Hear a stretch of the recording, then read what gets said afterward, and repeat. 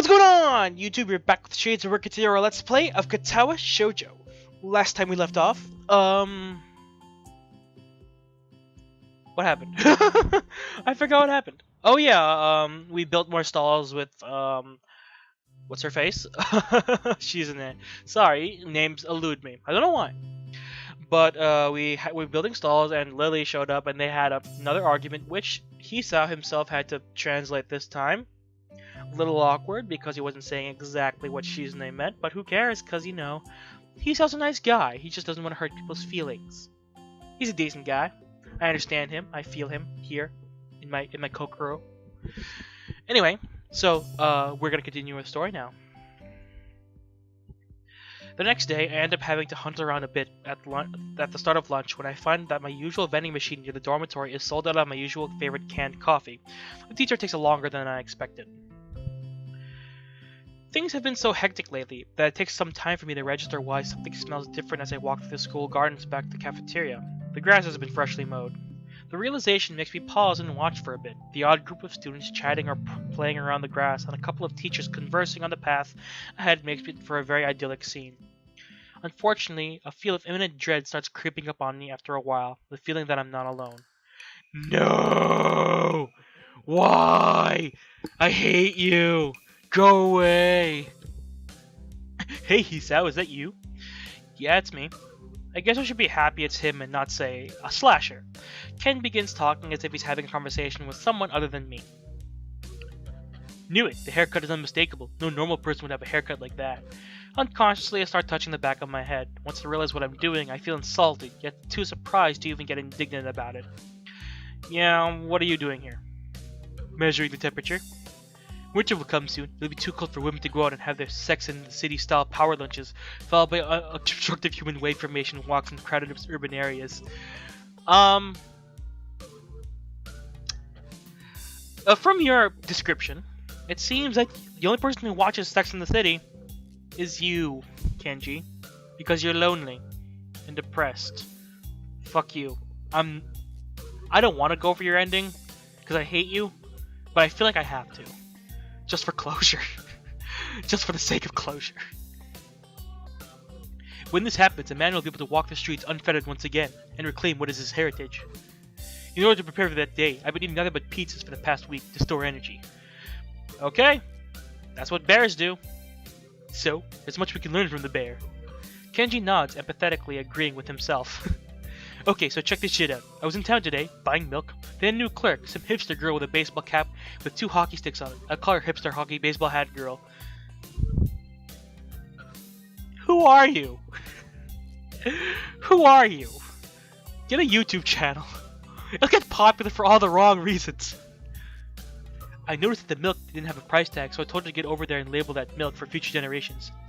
He was in town today. He must have cut his morning classes. I want to scold him, but his verbal torrent prevents me from getting a word in. She told me not to bother her because she was sick. Sick? Sick? We live in a society here. You can't just opt out of human interaction because you're sick. Do you know how much effort it takes me to get up in the morning? Oh god, I hate you so much. I still do, though I got up in the morning to go down to buy milk, not to have my vital questions brushed aside by some hipster doofus college girl who wears a hockey baseball cap to work indoors. Anyway, I was just trying to uphold the integrity of your products. A milk carton without a price tag. When I see something like that, it just leads to questions, important questions. It's their job to answer them. Damn it. That's the problem with women. They have no sense of duty. Oh god. Oh god. Oh god. Someone please give him a man in his shirt, please. Oh god, I need this. I need this in my life.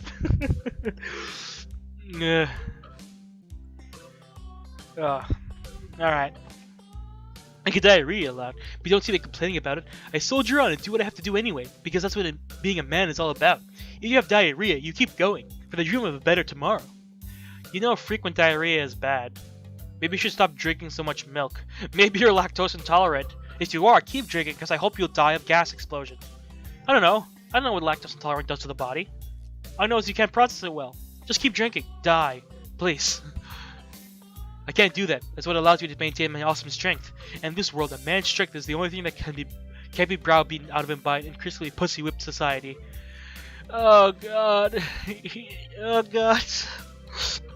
Uh, he needs a man in a shirt. He does. So I make a mod for this game where he's only wearing a man in a shirt. Please. That's why I can walk around, leaving open jars of olives everywhere. Something just to show that I can. Do you refrigerate after opening? What? Man, I don't know. It's not important. You have to refrigerate after opening. Even elementary kids know that. They can't get the jar open in the first place, so it doesn't matter. Ah, that's true. I'm a genius. He self-assuredly rubs his chin, which is something I imagine scientists did, until I met Muto, which was tremendously let down. Anyway, until I can't go to the store again, this has clearly been compromised by bitches, unless I disguise myself. Maybe to change to a different pair of glasses. Oh god, you're an ass. Worst disguise ever. Pfft, it's been working flawlessly all these years. I don't even need glasses to see, they're for effect. Also to protect my identity. I'm like Superman. Worst disguise ever. I keep telling you, when people see my school ID, they can't even recognize me. Really? Let me see. Can't do that. Can't go around showing my ID to everyone. It was made long ago, in a different time. I had hippie hair. Well, I'm trying to imagine that Kenji takes his glasses off. Why? Why? Why is there a CG for this? He still looks like Harry Potter. Hang on.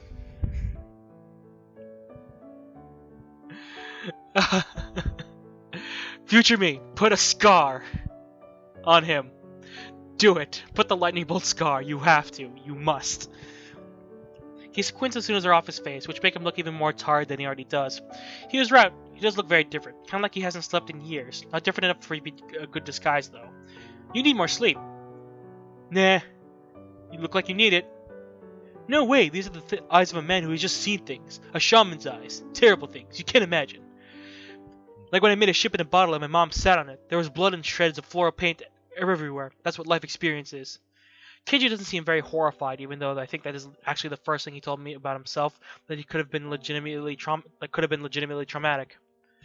Why is there a CG for this? He doesn't deserve to look pretty. He's also taking about 30 degrees to my left, so I guess his blindness is real. I wave a hand in front of him anyway, to little effect. Man, I hope you realize I'm just joking.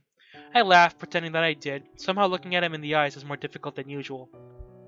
Want some trivia? People with small eyes wear big glasses. I've read somewhere that it's because it makes your eyes look less beady. Really? I didn't know that. What the fuck? What's with the record scratch? He puts his glasses back on and I feel oddly relieved for a moment until I remember that I still have to deal with him, glasses or not. Well, anyway, this artist girl wanted to paint my portrait once, I think. I had to talk to her like 5 times before she started making sense. Must have been Rin, I suppose. What she'd look like. I don't know, a woman with sandals. I was hoping he'd say something more specific, like she had no arms. Rin does wear sandals, but I feel like the chance of there being another free-spirited female art student wearing certain sandals besides her is reasonably high. Oh, sorry guys, I ate lunch. I was thinking, sure, someday after I burn all documentation that I exist, it might be okay to leave a portrait behind, so that people can look at it and remember the savior of mankind. They'll need to model the statue.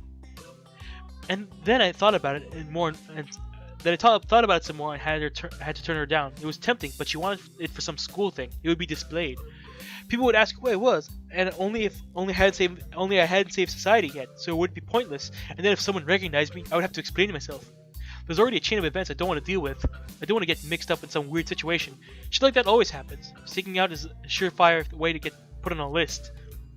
That's why I made such a careful effort to blend in with people in my daily life until I can make a move. Sure. What list? There are many lists. So, what are you doing here anyway? Nothing. I kinda got here by accident. Happens to me all the time. Well, I hope that works out for you. I think I'm gonna go back to my dorm. I need to set up my TV to record my shows. You have TV? Yeah, you should come over sometime. We can watch the game in high def. Before I could ask him what he's talking about, he's gone. He left like he came, with zero respect toward other people. Kind of amazing. I know people like this. It's horrible. Now that Kenji's gone, I resume looking aimlessly at the school gardens in their summer splendor. It's no use. He's ruined them for me. Shame. The thing is, I always loved like atmospheres like that, where you can just go outside and walk around and have no one bother you. And then Kenji comes in, just to ruin it all for you. It happens. It happens, man. It's awful.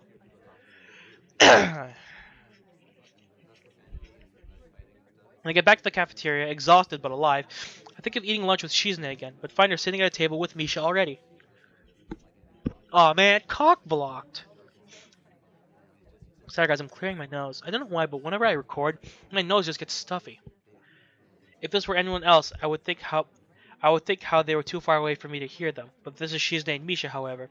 If I wanted to, I could eavesdrop on their conversation easily. What a dirty thing to think about. But it's there. I don't want to though. They might have a lot of catching up to do, even if it's only been a few days. I'm inclined to just leave them alone so they can just do that. However, the second they see me, they wave me over. Hang on, guys. Okay, so like I was thinking before I went on that short break, it was like I get what he's doing, like with two people who haven't seen each other in a while, want to be together alone. I have every inclination to just leave them alone, but when they invite you over, it's like, well, great, now I can't be considerate, and then you start doing whatever. Oh well. Hi, Hee-chan. Hearing her voice again after such a short period of time apart is jarring, and I wince. These past few days, I had forgotten that communication with Shizune is almost entirely silent and concentrating on getting it right. I tuned out even the ambient noise. Well, I'll get used to it again. I'm glad she's back. I'm done making up all my work, just in time. I won't have to miss the festival. Wahaha! If they really tried to enforce that, I would pull you out on student council business. I'm still very tempted to just give Shizune, like, text-to-speech. It would be really rude. But I really want to do it. If they really tried to enforce that, you would pull me out on student council business? That's an abuse of power. No, it isn't, Hee-chan. Shi-chan says that there are only 2 student council members overseeing this festival. It would be a problem, wouldn't it? Yeah, definitely. It has to be at least 3. It's for the good of everyone. Perfectly reasonable. It's necessary. Shizune leans across the table a bit as Misha delivers her highly disturbing, militaristic justifications in a childish, bubbly up-and-down tone. Shizune looks so happy, though, tenting her fingers and trying to hold back a laugh as Misha pouts more seriously on her behalf. If you say so. I'm actually happy right now that we can actually talk to each other so easily to each other, all 3 of us. In the beginning, I thought that I might have found myself in a bad situation. I was sure that Shizune would hate getting saddled with it being a tour guide for the new guy. I didn't want to be that kind of burden either. It would be awkward even if she were deaf and mute, too. Just now, she said that we would all have to be at the festival, the whole student council. I don't think that the student council has any real jurisdiction over Tanabata. It's only Shizune's way of saying that she wants us to spend it together. It's nice to have friends. I know the feeling. It's a simple thought, but one that makes me genuinely happy. That we could slip into being such with so much ease, despite the roundabout way in which she said it. I'm glad that Shizune thinks it strongly enough to express it at all. Why did you wait until we waved you over to come sit with us? A question out of nowhere. Shizune's eyes are expectant as Misha repeats her message. I feel like teasing her. You want me to sit with you that badly? We're in student council. We should sit together as much as possible. It's logic. God dang it! God dang it! And you would jump at the chance to sit with 2 cute girls anyway. She got me. She got me. She pauses in case I might say something like, you're not that cute, and I instantly lock myself into an obvious no-win situation. When I don't take the bait, she becomes more energetic and continues. You're abnormal. Well, I didn't expect her to end it like that. You're too quick to call other people abnormal. So arrogant. You're too quick to call other people arrogant. That makes you arrogant, and arrogance is also abnormal. You're double abnormal. What the fuck is this? It's cute, I admit. Like it's witty banter back and forth. But what? It doesn't work that way. It's a sliding scale. Leaning on her arm, Misha closes her eyes and lets out a low, slow laugh like a chuckle. Don't laugh. Don't laugh at this kind of situation. I notice that Misha signs everything I say to Shizune anyway, even though I'm signing myself. This is redundant, but it's unconscious action for Misha. On the other hand, I can't stop. If I let myself take it easy and sign less just because Misha is back, then what was all this for? I don't want to risk losing familiarity with how to sign either. My hands are pretty slow to speak on my behalf as it is. Hee-chan, you and Chi-chan talk to each other much more now. Back and forth, it's really funny too. Like an old married couple, right? Right? What a loaded comment, and in so many ways. Although because it's Misha, it can't have been on purpose. That's not a compliment. Shizune doesn't react to Misha trying to pair the two of us up. Maybe she doesn't see it. Sometimes it doesn't happen. Sometimes it does happen, I've noticed. I still wonder if it's really that simple, and why I care so much, but I don't want to think about it too hard. Oh, yes, why do you care so much? Idiot. I want to leave. I keep thinking that I'm hogging Misha's time with Shizune. It could be that Misha cut in just now on purpose, feeling that way too. I doubt that either of them will let me leave, though. In some ways, they're too nice. Anyway, Shizune, if you really want to know, I didn't want to sit here because I didn't want to intrude. I thought it was because Misha being away for supplementary lessons or whatever, you two would have a lot to talk about, and I should just leave you alone to catch up. And that's why I thought I would just hang back. Don't worry, Misha, I'm not trying to monopolize Shizune. Why, Hee-chan, it's not like that. You're so considerate, Hee-chan. Hee-chan is sorry and apologizes. I don't really think it's worth apologizing over, so don't worry about it. Hey, don't you both think since Misha's back we should celebrate somehow? I think so. Hee-chan, usually having to make up work isn't something to celebrate over. No, it's a good idea. The timing is perfect, and Shizune said that student council should have little fun too sometimes. Perhaps you've probably heard that too, right, Misha? It should be fine. Actually, wait a second. Didn't you have to make up work because you were missing so many classes to begin with? So skipping out to celebrate would be kind of stupid. Maybe the timing isn't perfect, like I said, but we could go after school. Where should we go? Misha speaks Shizune question to her aloud before she stops to think it over, both of them completely ignoring me. Hey, listen to me! Two-man short-sighted student council team. Hee-chan, you're a part of this team too. I guess I am. Yeah, you are, Hee-chan. So forgetful and troublesome. I feel sorry for the girl who falls in love with you. You mean you? So, where do you think we should go? I'm laughing in spite of myself, wanting to point out how Misha seems so enthusiastic now, when she was the one who was most apprehensive about it just a few seconds ago. For whatever reason, I can't bring myself to do it, but this is okay too. After a short discussion on where to go, it seems like the only place all three of us know and are willing to travel to is the Shanghai. A Teahouse doesn't look like a bad place to celebrate, especially since I'm sure they'll sell cake there, and the cake is the most celebratory food. I would say ice cream is also up there. Why did I drop frames for a second? That was weird. I haven't seen Yuko in a while either, and neither have the girls. For all these reasons, plus the fact that it's so close, I end up standing in front of the little tea shop with Shizune and Misha before I know it. What have you done? No! Welcome! It's been a while since I heard Yuko's voice. I'm surprised all over again by the energy she puts into her greetings, kind of like an extremely nervous Misha. Hi, but you don't have to do it all the time if it's just us. Yes, I do. But... Okay, if you say so, Yuko. Ha ha ha! If I ever take this moment to glance around the tea house and notice that it is as empty as ever. It's lunchtime, essentially the peak hour of an establishment of this type, and yet it's as barren as ever. I don't understand. There has to be a reason for this. Plot. Shizune gently taps my arm to get my attention. What do you want to get? Yuko looks a little agitated after Misha automatically relays the question. No, I'm supposed to ask that. Is there anything I can get for you? Just some coffee for now, I guess. Thanks. I would like a triple whip mocha frap. Shut the fuck up, me. I've never ordered coffee like that. It's disgusting.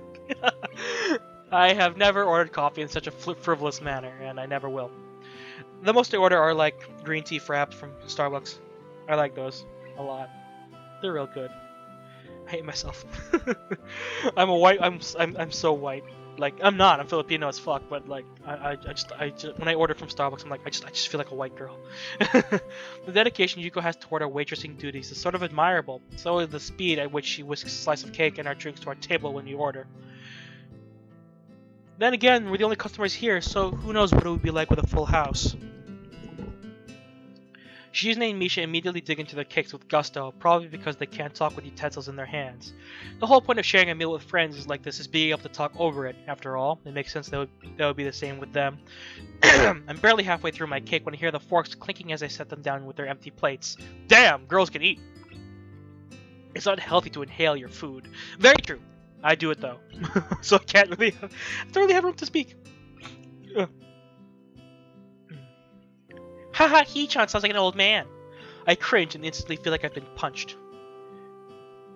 Are you gonna wear a yukata tomorrow, Hee-chan? No, I don't even have one. Well, if I did, I'm not the guy who does stuff like that. What about you? Are you two gonna dress up? Of course. What do you mean, of course? You didn't dress up last time. One time is not a trend. It's a completely different situation anyway. Aside from not being Tanabata, the festival was on school grounds. Students would wear their uniform on school grounds. Clearly a joke, but her delivery isn't any different from usual. This isn't normal, but her sense of humor never was, and I'm used to it. I guess her way of saying outrageous things is seriously a little better than if she were to say things seriously, outrageously. What? I said I flubbed that sentence up really bad. Thank goodness for subtitles. What's more troubling in any case is that I've started to associate a voice with her signing. It's a clashing with how Misha says out loud everything Shizune signs anyway. I feel disoriented. I'll dress up this time. I'll dress up this time. You'll see, Hichan. Not just Shichan, but me too. Maybe I'll change my hairstyle too. Don't do that. I really can't imagine you looking differently. Shizune wags a finger and smiles. Such a quick and firm disapproval. What if I were to change my hairstyle? Maybe you should grow your hair out and make it look like drills. She looks unamused. Luckily, I see Yuko making her way over, likely to clear our plates and ask if we need anything from her. Yuko, are you doing anything for Tanabata? Huh? It's like she was practicing how to most smoothly ask if I needed a refill of coffee while walking over, but she has no idea what to do having been asked a question first. I feel bad. Yes, I'm working. Oh yeah, she's single. I think in another path we found out that she either broke up with someone or got broken up with. I don't remember. Or she's into someone. I don't remember.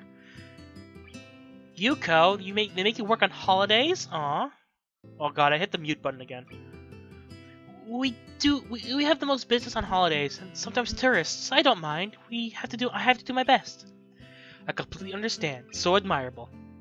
Shizune nods her head in solidarity, feeling a kind of kinship with Yuko through their shared determination to be the best. Although for her it's a matter of pride, whereas Yuko might just feel like she really needs this job and maybe a raise. The most business, huh? So how many people on average come during a holiday? Ah, well... She walks away. That's amazing. Yuko walks away and starts cleaning a cup of swizzle sticks. The fuck's a swizzle stick?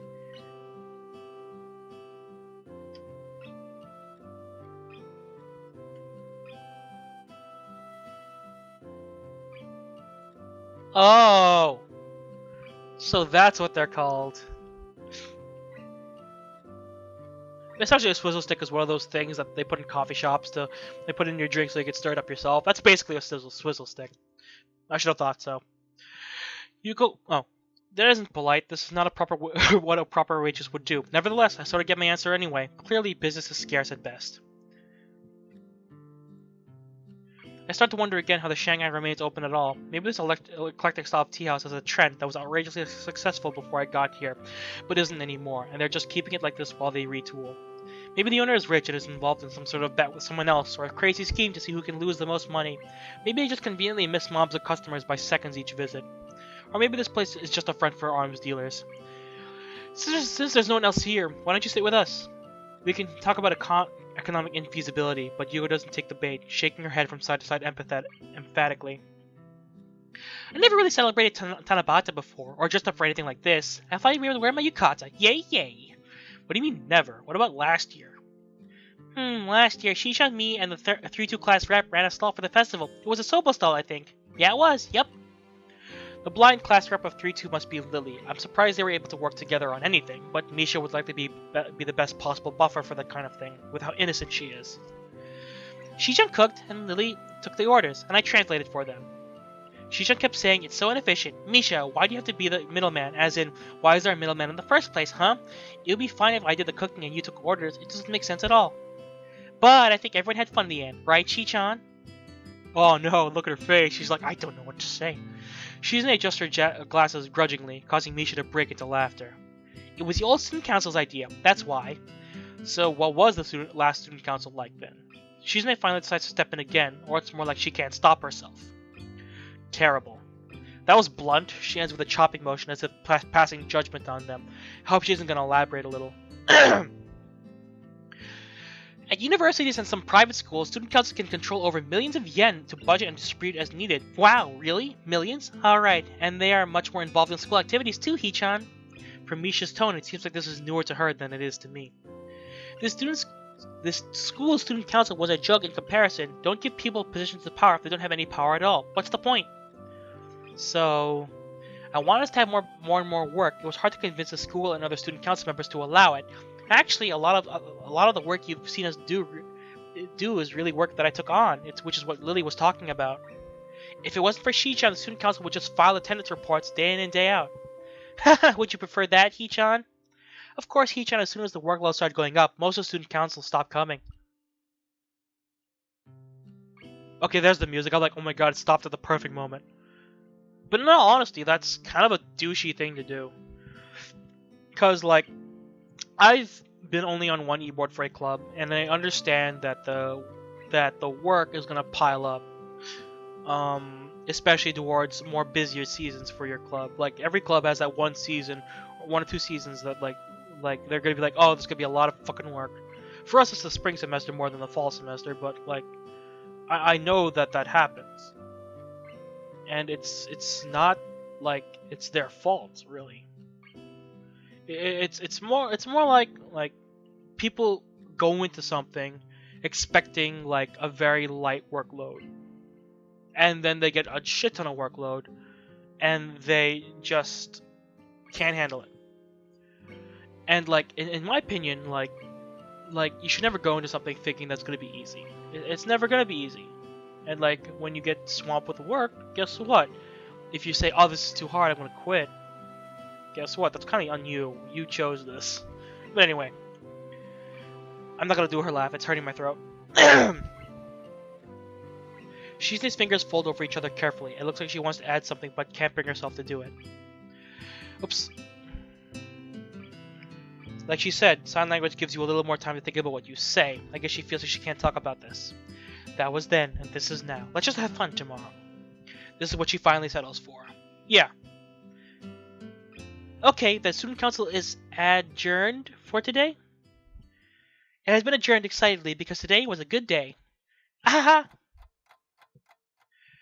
Okay, guys, I'm gonna have to end this video here because I am approaching my time. My time. So anyway, this was interesting because, well, not really that interesting because it was just like a good amount of Kenji, but we're starting to see how the dynamic changes when Hisao starts learning sign language. We're starting to see that slow change because now that, like, Hisao can read most, if not all, of what Shizune is saying, Hisao gives her a voice. He gives her something like he makes up a voice for her because she technically doesn't have one.